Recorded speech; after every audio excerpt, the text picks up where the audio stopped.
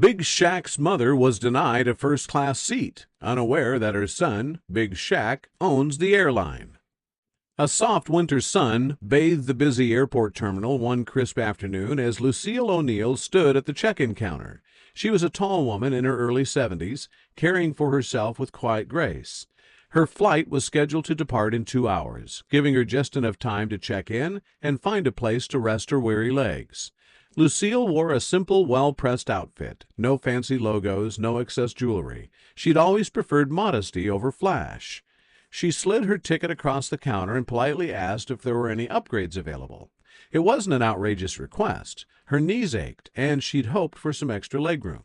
But the agent glanced at her, assessed her simple attire, and offered a quick, dismissive shake of the head. "I'm sorry, ma'am," the agent said curtly. "First class is reserved for premium passengers. You'd need to pay the difference." Lucille paused. "I have a rewards account. Could I use points?" The agent only shrugged. "All seats are sold out. Nothing we can do," she said. Then her eyes darted to the next customer, already dismissing Lucille. The older woman felt a stinging disappointment, but she'd been through worse in life, so she'd managed a polite nod and stepped aside, keeping her dignity. No point causing a scene. That just wasn't her way.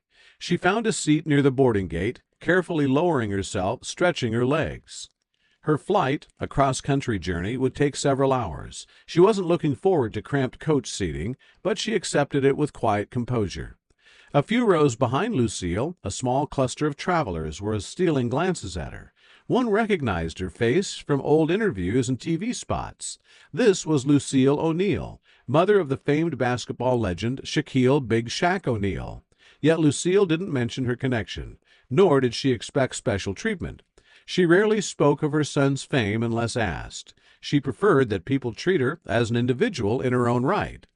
But the whispers grew. A middle-aged man, Mr. Thompson, who'd recognized her, felt unsettled by what he'd witnessed. He couldn't fathom how the airline staff had refused a simple courtesy to the mother of one of the most recognizable sports figures alive. He debated whether he should intervene. In the end, he decided to let it go. Lucille seemed calm, and confronting the airline staff might make a scene she didn't want. Meanwhile, in a lounge at the far side of the terminal, Shaquille O'Neal himself had just arrived, unnoticed by the swirling crowd.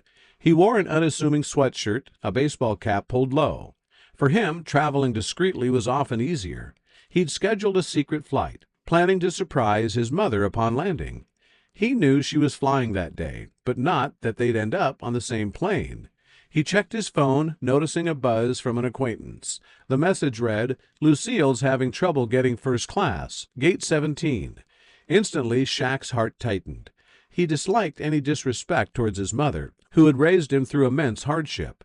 After reading that note, he quietly slipped out of the lounge and headed for gate 17. A murmur arose when people recognized the towering figure striding across the terminal. He tried to keep his presence low-key, but the crowd parted, heads turning as he passed.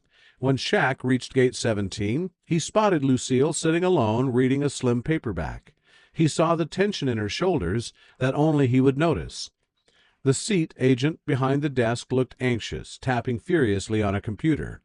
Shaq approached calmly. "Ma?" he said softly. Lucille looked up, a broad smile spreading across her face. "Shaquille!" she exclaimed, setting aside her book. "What are you doing here?" He bent down, giving her a gentle hug. "I wanted to surprise you," he said, then lowered his voice so only she could hear.